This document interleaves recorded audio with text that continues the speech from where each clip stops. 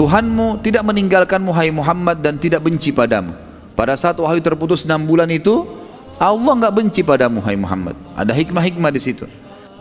Ada hikmah dan tujuan teman-teman sekalian kenapa wahyu terputus selama 6 bulan. Yang pertama adalah agar Nabi SAW terlepas dulu dari rasa takutnya yang mendalam. Tadi dalam ini luar biasa ketakutan.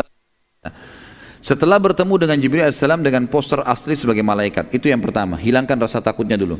Yang kedua, muncul dalam hati setelah itu penasaran, ingin dan kesiapan untuk menerima wahyu. Tujuan utama tersebut akhirnya terlaksana betul, karena Nabi SAW selama 6 bulan terus menerus keluar dan mendatangi padang pasir yang pertama ketemu Jibril itu. Kemudian tiap hari datang, tunggu dari pagi sampai malam, berharap ada wahyu yang turun. Ya. Setelah berjalan tadi beberapa waktu itu, pada suatu malam yang mulia, sementara Nabi SAW sedang tidur dan terbungkuskan dengan selimut beliau, maka Jibril AS datang dengan wahyu lainnya yang berisi perintah menyampaikan dakwah Islam. Nah di sini sudah ada perintah untuk menyampaikan. Sebelumnya tadi belum ada perintah. Nabi SAW belum mengatakan kepada Khadijah, kau harus beriman pada saya, belum ada. Karena masih baru ada penyampaian saja, kau adalah utusan Allah, itu saja. Makanya Waraqah bin Naufal di sini tidak syahadat karena dia belum ada fase perintah. Sekarang ada fase perintah. Maka turunlah pada saat itu teman-teman surah setelah Al-Alaq, surah yang turun nomor 2 adalah surah Al-Muddathir. Yang surah Al-Muddathir adalah surah nomor 74 dalam Al-Quran, ayat 1 sampai ayat 7 turun. Dan ini juga teman-teman sekalian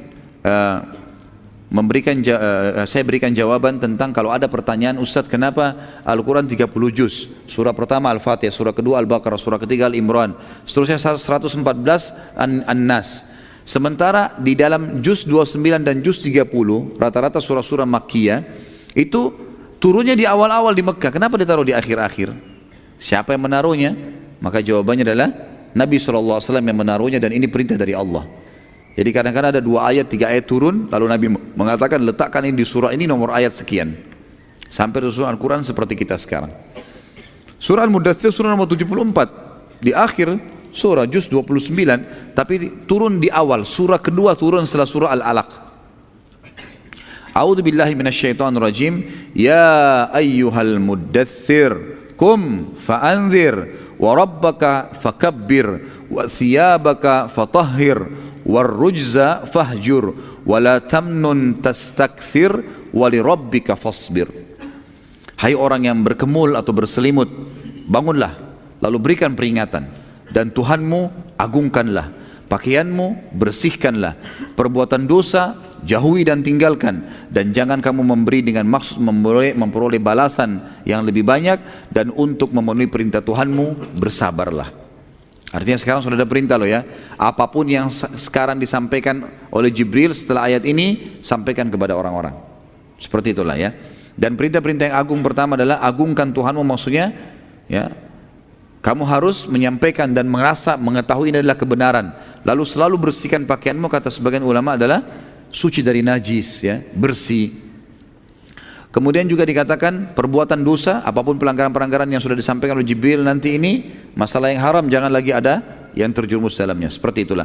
Dan dalam berdakwah, jangan pernah kamu mengharapkan, kalau kamu memberi jangan mengharapkan balasan yang besar, dan dalam berdakwah jangan pernah kamu putus asa dan harus bersabar dalam menghadapinya. Setelah itu teman-teman sekalian, wahyu turun bertubi-tubi kepada Nabi SAW. Setelah Al-Muddathir 7 ayat, turun juga Al-Muzammil. Langsung pada saat itu juga turun surah Al-Muzammil, surah nomor 73 ayat 1 sampai ayat 7 juga. A'udzu billahi minasyaitonir rajim, dari berkesinambungan turun ayat pada Nabi SAW. Ya ayyuhal muzammil qumil laila illa qalila nisfahu aw inqus minhu qalila aw zid alaihi warattilil qur'ana tartila inna sanulqi alaika qawlan thaqila inna nashi'atal laili hiya ashaddu wat'an wa aqwamu qila inna laka fin nahari sabhan tawila.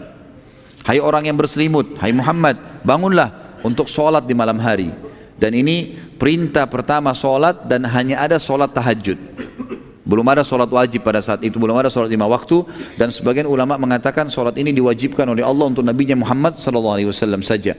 Kalau ada di antara kaum mukminin nanti mau sholat seperti Ali bin Abi Thalib ikut sholat bersama Nabi SAW di Mekah, maka itu adalah hukumnya ya tidak diwajibkan bagi mereka. Tapi bagi Nabi SAW wajib.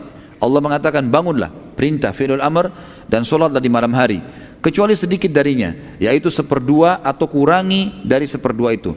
Atau lebih dari 1/2 itu dan baca Al-Quran itu dengan perlahan-lahan.